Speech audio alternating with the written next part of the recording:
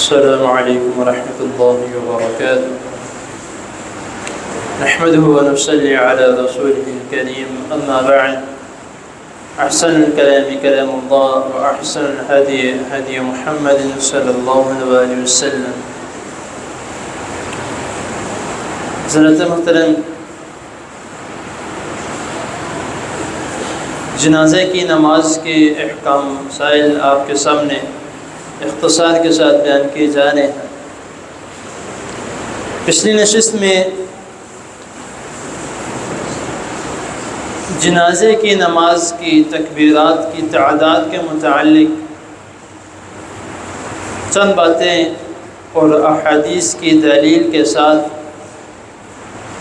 آپ کے سامنے بیان کی گئی تھی، جس کو سن کر کافی بھائیوں نے تعجب کیا کہ شاید کوئی نیا مسئلہ حافظ صاحب نے بیان کر دیا۔ اس طرح میں نے پہلے کئی مرتبہ کہہ چکا ہوں کہ ہمارے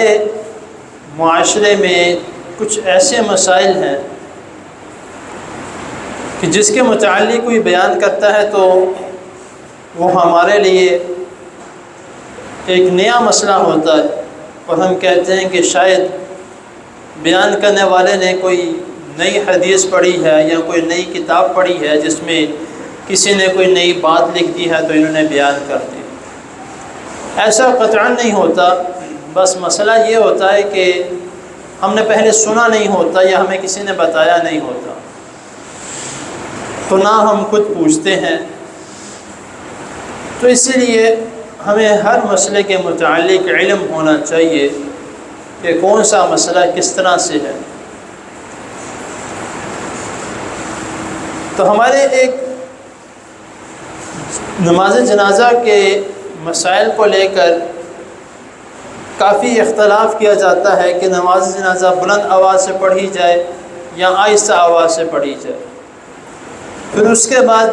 اگر کہا جائے کہ بلند آواز سے پڑھی جائے تو کہتے ہیں کہ سعودی عرب میں تو آہستہ آواز سے ہوتی ہے، اس میں وہاں تو کچھ پڑھتا ہی نہیں ہے، وہ تکبیرات پڑھتے ہیں اور سلام پھیر دیتے ہیں۔ دیکھیے کہ ہمارے لیے معذرت کے ساتھ سعودی عرب یا مکہ مدینہ کسی بھی قسم کی دلیل نہیں ہے۔ ہاں،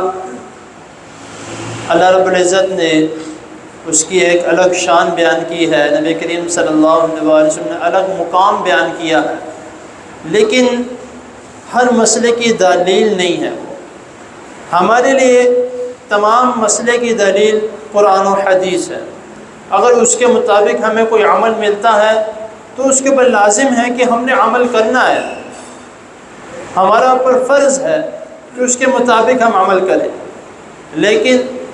اگر کوئی ہمیں قرآن و حدیث سے کوئی دلیل نہیں ملتی، کوئی ہمیں کہتا رہے، سمجھاتا رہے کہ یہ کرنا ہے تو نہیں کرنا، اگر کریں گے تو بدعت ہے۔ جس طرح بخاری میں حدیث ہے، حدیث نمبر 1335 جس میں حضرت طلحہ بن عبداللہ بن عوف رحمہ اللہ بیان کرتے ہیں کہ میں نے حضرت عبداللہ بن عباس رضی اللہ تعالی عنہما، یہ نبی کریم صلی اللہ علیہ وسلم کے چچا کے بیٹے ہیں، حضرت عباس رضی اللہ تعالی عنہ کے، اور ان کو نبی کریم صلی اللہ علیہ وسلم نے دعا دی تھی، اللہم فقہہ فی الدین، اے اللہ عبداللہ کو دین میں بلندیاں عطا فرما، اس کو وسعت عطا فرما، اور یہ قرآن مجید کو اور احادیث کو میں مہارت حاصل کرے۔ تو یہ بیان کرتے ہیں حضرت طلحہ جو ہیں رضی اللہ رحمہ اللہ وہ بیان کرتے ہیں کہ میں نے ان کے پیچھے نماز جنازہ پڑھا تو انہوں نے نماز جنازہ پڑھایا، سورۃ فاتحہ بلند آواز سے پڑھی، اور اس کے بعد انہوں نے تمام لوگ جو وہاں پہ بیٹھے ہوئے تھے بتایا کہ میں نے سورۃ فاتحہ بلند آواز سے اس لیے پڑھے ہیں کہ جو لوگ اب آئے ہیں یا جنہوں نے میرے پیچھے جنازہ پڑھا ہے، ان کو معلوم ہو جائے کہ سورۃ فاتحہ لازمی ہے، یہ سنت ہے نبی کریم صلی اللہ علیہ وسلم کی نماز جنازہ میں پڑھنے کے لیے۔ اور اگر ایک اور حدیث کی طرف ہم جائیں جہاں پہ رسول اللہ صلی اللہ علیہ وسلم نے فرمایا کہ لا صلاۃ لمن لم یقرأ بفاتحۃ الکتاب، کہ اس شخص کی نماز نہیں ہے جس نے اپنی نماز میں سورۃ فاتحہ کی تلاوت نہ کی۔